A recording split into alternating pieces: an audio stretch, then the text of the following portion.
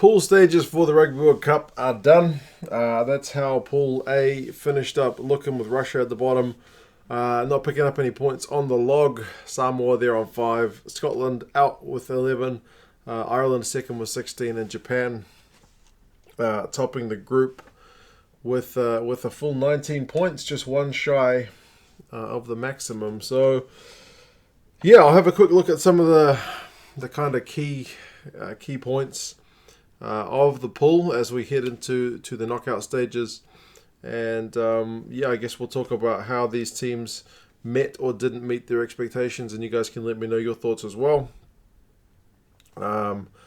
Russia at the bottom of the pool didn't pick up a point. Would you give them a pass based on their performances at this Rugby World Cup? I suppose kind of, if you look at their qualification method with a couple of other countries going out, due to some technicalities, Russia being the last team to kind of get through. I know Canada qualified after them, but in terms of the way they qualified, it was fortunate. So their expectations going into the Rugby World Cup were essentially 0, and they've come out with 0. So have they met expectations? I suppose so. If you look at some of their results, 30-10 against Japan, they scored the opening try in the World Cup. You'd say that result was actually pretty good for Russia to only lose by 20. They had to back it up relatively quickly against Samoa, 34-9. So again, a pretty decent result given the turnaround for them. The final two games, 35-0 against Ireland. Again, that's probably pretty decent, given where Ireland's position is on the world rankings. And the final one, 61-0 against Scotland, was their only real hiding. And we've seen a few hidings in this World Cup. So I would say overall, you'd probably give Russia the thumbs up for their performances in the World Cup. Their captain spoke multiple times about just wanting to get everyone's respect. And I think they did that pretty well.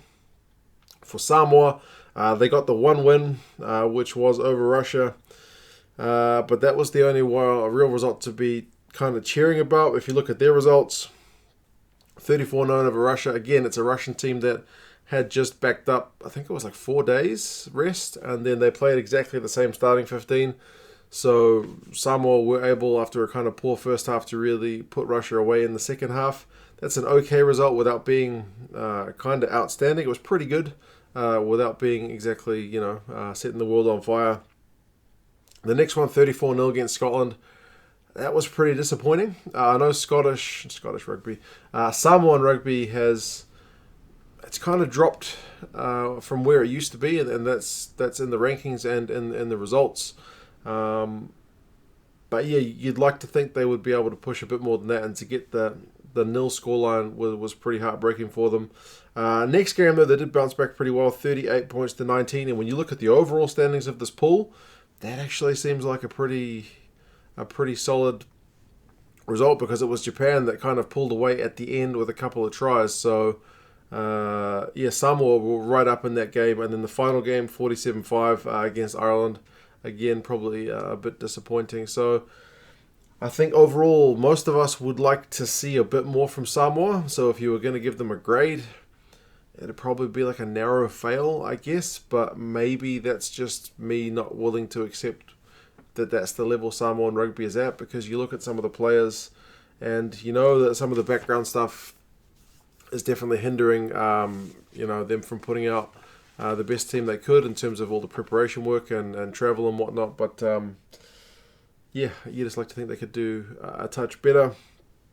Scotland, with 2 wins and 2 losses, had a really erratic, I guess, tournament. They started off with that loss to Ireland 27-3, and that one was bad for Scotland. They were not at the races in that one. It was about as bad as they could have started off. And then they bounced back with the win over Samoa, 34-0, like I said. And they got 2 nil results. The next one, they kept Russia to nil as well, 61-0. So from being at a real low to being at a really decent point and looking like they're going into that final game, really going to challenge, perhaps going to nick it.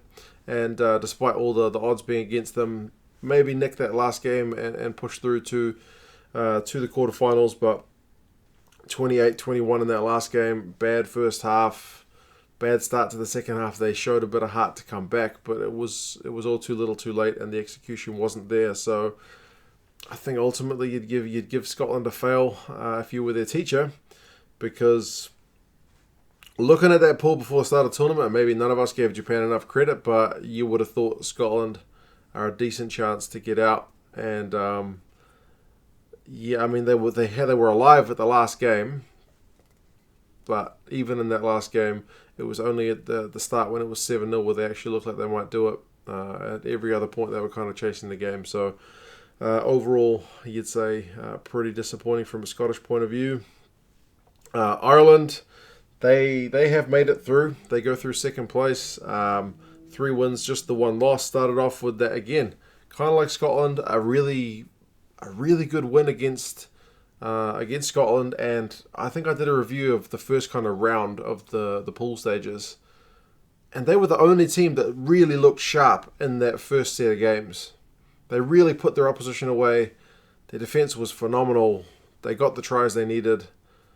And then they backed that up with a loss to Japan, 19 points to 12, and that was unexpected. That was a huge upset. I guess we'll see how much of an upset that is based on the next 2 performances to see against the Pool B teams where these 2 teams are at. But I don't think many of us saw that coming. Even some pretty diehard Japanese supporters, when I checked their Super Brew picks, they picked Ireland for that one as well. So, yeah, it was an unexpected result. And Ireland were in a difficult position at that point, but they did bounce back. The win over Russia, 35-0, it was kind of panned a bit as being poor. I mean, it was okay. They got the tries they needed, no more, no less. At that point, I guess the media was a bit negative based on the Japan game. And if you look at the Russia's previous results, 34-9 against Samoa and 30-10 against Russia, it wasn't out of the ordinary for that Russian team not to be fully smashed. So I think in the context of the pool, that result was okay. Again, it's kind of it's a wee pass without being magnificent. And then the final game, 47-5, I think you're seeing Ireland shift back into gear. If they were a bit stuttery, they found their form in that final game, and that's pretty good time to find it. You'd rather be doing that when you've got this game coming up against the All Blacks than kind of having a poor one in the lead up. So how they go against the All Blacks is going to be very interesting, because they have got a good record against the All Blacks in recent times, which not many teams can say. But yeah, they are finishing second qualifier. So if you were going to grade Ireland, I think all expectations were they would go through top of the pool. For them to get second, I mean, maybe it's a pass, but it's a scrape through. But all you got to do is get through. So I guess we will see how they go. You'd probably give them a C, I guess, for that one. And Japan are your A+ team. Nobody expected them to do this. They did it there. 19 points, like I said, just 1 point shy of perfection. Nobody got 20 points in their pool, although not everyone played all their games. 30-10 over Russia, like I said, they didn't put them away. They looked under pressure, but they came back into the game. 19 points to 12 over Ireland was a historic win for them. First win over Ireland, and really put themselves in a good position to go through to the quarters. Next game against Samoa, they did kind of stutter a bit. 38-19, like I said, they got a try right at the end to get that kind of crucial bonus point, but they weren't convincing in that last one. And then against Scotland, they did let Scotland back into the game, but they never really looked like losing that one. And even if they did, it wasn't like they looked like losing by more than 7. It was always relatively in control. So yeah, Japan, you'd definitely be A+ after that pool. They are facing the Springboks, and their quarterfinal, first ever quarterfinal for them. So you feel like for Japan, whatever happens now, it is already a historic tournament. They've done very well to get where they are. You all talk to the players and the coaches, I'm sure they won't be satisfied with the quarterfinal.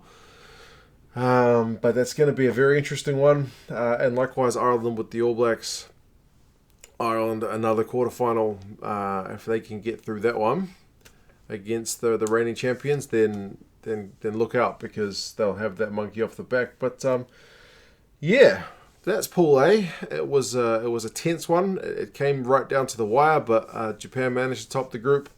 Ireland second going through. The fact that Scotland don't have to qualify for the 2023 World Cup, finishing in third, will be absolutely no consolation whatsoever. There are some teams who legitimately would look at the third place and think getting that is a good achievement, but for Scotland, it's definitely not what they came to the tournament for.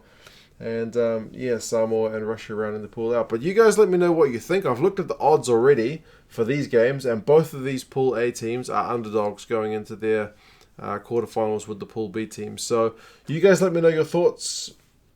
How do you think the Pool A teams are going to fare? How did you think this pool panned out? What were the kind of key moments?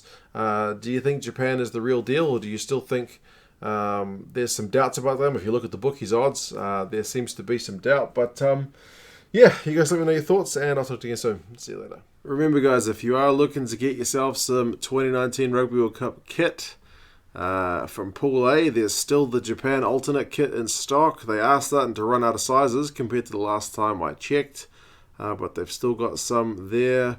Looks like the home one has sold out, but the away one is still there, the alternate one. It's my preferred one of the two Japanese ones, but that's just me.